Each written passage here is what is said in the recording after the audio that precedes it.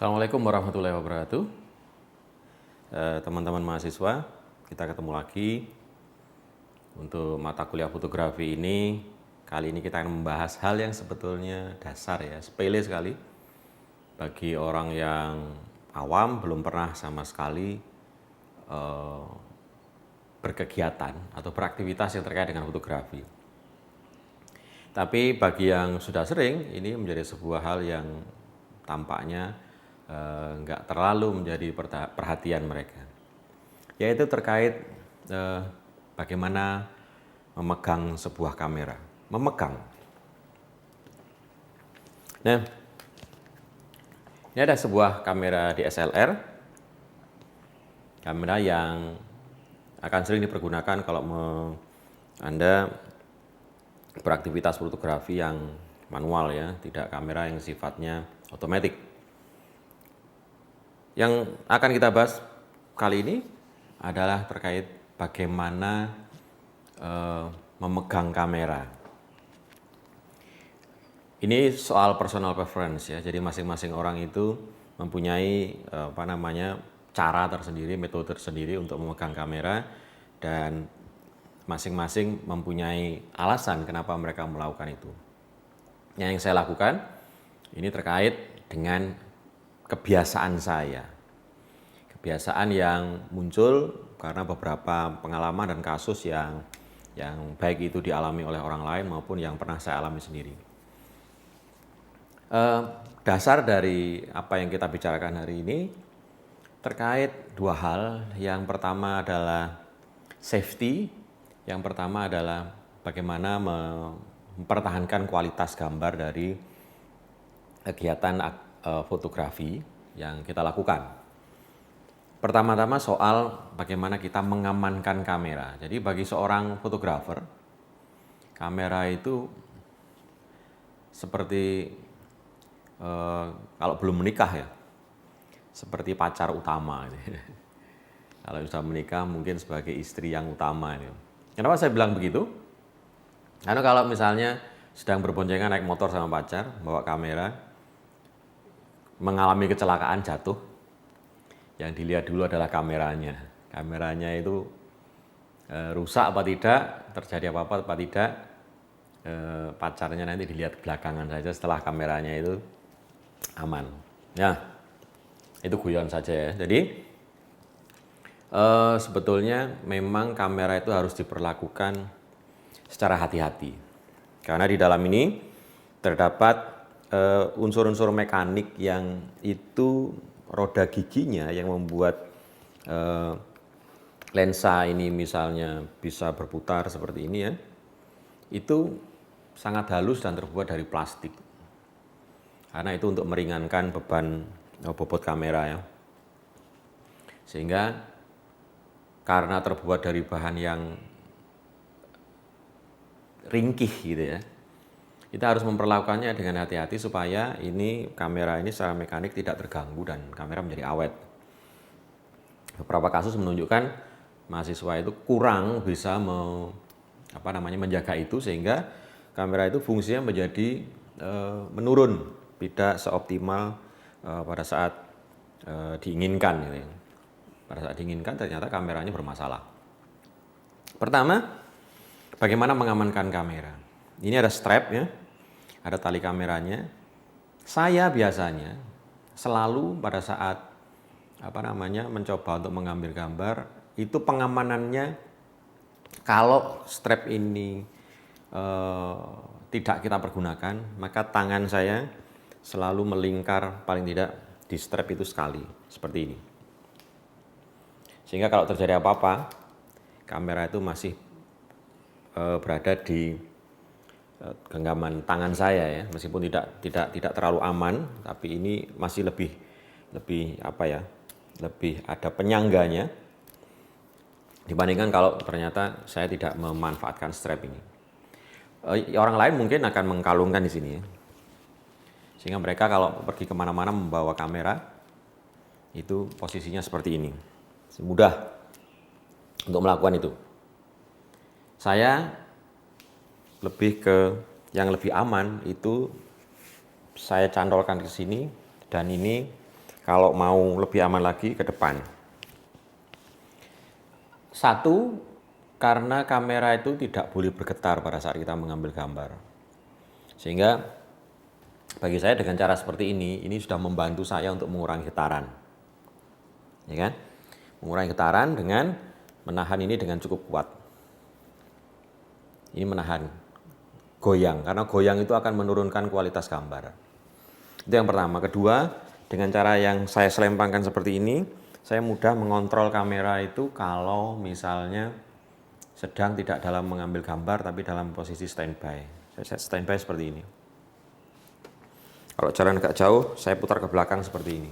Saya lindungi dengan tangan. Ada orang yang menggunakan cara yang sama tapi kameranya ditaruh di belakang. Nah, saya tidak menganjurkan karena kita tidak bisa mengamankan lensa di belakang ini bisa terantuk entah itu tiang, entah tembok, entah benda-benda lain yang tiba-tiba muncul di belakang kita, orang lain atau orang yang sedang membawa benda keras, sehingga kalau lensa ini terantuk dengan benda keras, bisa jadi giginya itu akan meleset dan slip dan fungsi dari kamera, fungsi dari lensa itu akan berkurang. Jadi saya begini.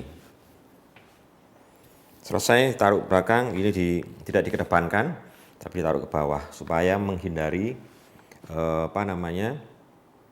kalau kita bergerak tidak terantuk terhadap benda-benda lain. Nah, mahasiswa kadang-kadang lupa terhadap hal semacam itu. Jadi mereka cenderung taruh begini saja ya. Ya kalau tas selempang ya.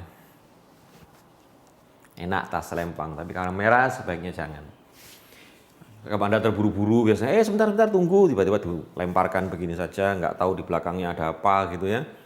Sehingga kemungkinan kamera itu terbentur benda-benda keras itu akan lebih tinggi kemungkinannya. Sehingga saya lebih menyukai itu dengan pengamanan. Jadi amankan supaya kamera ini, istri kedua itu, istri kedua yang utama gitu ya, itu selalu dalam kondisi yang safe. Saya seperti ini biasanya. Jalan jauh seperti ini. Lebih aman. Tapi sekali lagi ini personal preference ya, masing-masing orang yang sudah terbiasa memegang kamera mempunyai cara tersendiri, mempunyai metode tersendiri. Itu boleh. Bagi Anda yang belum, silahkan nanti mencoba untuk menemukan mana metode yang paling pas. Cara saya seperti ini. Itu yang pertama, soal pengamanan. Kalau saya di sini, saya selalu mengaitkan ini ke bagian sini ya. Supaya sekali lagi ini supaya aman. Ya. Terutama kalau saya ke anak saya karena tangannya lebih pendek, lengannya lebih pendek, maka ya seaman mungkin saya lakukan itu. Dengan melingkarkan ini di kamera seperti ini. Itu yang pertama, soal keamanan. Yang kedua soal bagaimana memegang kamera ya. Mungkin ini kok konyol banget ya, memegang kamera. Jadi memegang kamera itu enggak begini. Enggak kemudian begini ya. Kemudian begini. Itu ya boleh-boleh saja, tapi kamera itu sebetulnya punya kontur ya di bodinya. Bodi kamera ini ada lensa, ada bodi kamera. Di bodi kamera ada kontur seperti ini. Kalau Nikon itu ada tempat untuk menggenggam. Untuk menggenggam sama, saya rasa kalau untuk yang DSLR sejenis, entah itu Nikon, entah itu Canon, entah yang lain, itu bentuk bodinya hampir sama ya. Nah, ada gripnya di sini untuk menggenggam. Kalau kamera mirrorless karena lebih kecil, tidak sebesar ini, tapi pasti ada kontur yang memudahkan kita menggenggam. Menggenggamnya ya dengan seperti ini, sedangkan telunjuk ini posisinya di shutter speed untuk ini ya, untuk tombol melepas rana ini. Nah, ya jangan bingi pegangnya. Pak, gimana ini Pak? Saya jepretnya. Ya begini gitu ya. Itu yang sering terjadi seperti itu. Nah, berikutnya adalah bagaimana posisi tangan kiri kita. Karena kamera itu harus dalam kondisi yang diam, steady pada saat kita mengambil gambar. maka langkah berikutnya selain safety adalah untuk memperoleh kualitas gambar yang bagus, mengurangi kamera itu shaking ya. Jadi memang di sini ada sebetulnya untuk mengurangi getaran, tapi tangan kita harus juga membantu itu. Caranya, letakkan atau fungsikan tangan kiri Anda itu kalau Anda tidak kidal ya. Kalau kidal biasanya kan ada kamera yang kidal sehingga di sini itu terbalik posisinya ini. Tapi kebanyakan kamera yang umum itu kamera yang seperti ini untuk orang yang tidak kidal. Tangan kiri kita itu letakkan di bawah bodi seperti ini. Nah, seperti ini.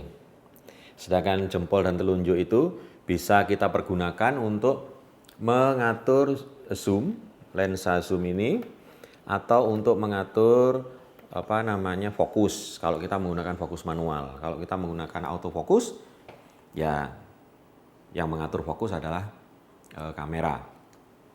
Sehingga letakkan di sini dengan tujuan ini bisa sebagai penahan supaya kameranya tidak goyang. Kalau Anda melakukan begini, kemungkinannya goyang cukup tinggi. Atau kalau Anda megang zoomnya begini, itu kalau Anda bergerak-gerakkan ini akan ikut bergerak kamera itu. Meskipun Anda mencoba untuk steady di tangan kanannya, tapi kirinya kalau Anda gerakkan akan bergerak. Berbeda kalau Anda pegang di sini ya. Nah, ini akan semakin smooth. Ya. Kita pegang seperti ini, kita tahan dengan tangan dua supaya pada saat kita mengambil gambar, jepret, kamera tidak goyang. Itu tujuan utamanya. Ya kan?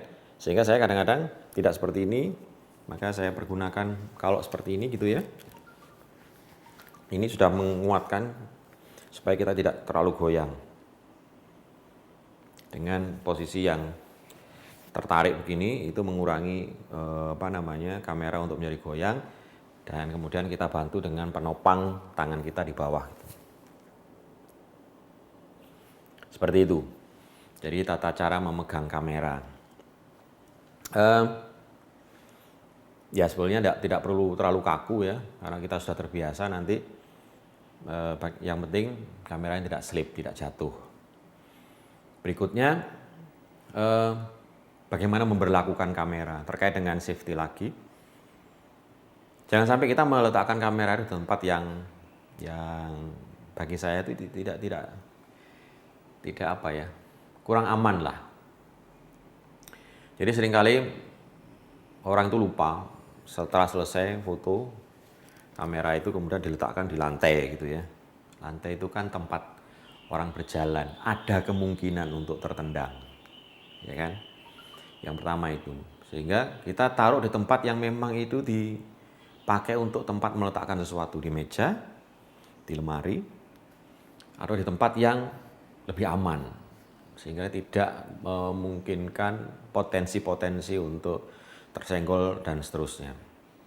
Harus aman seperti itu.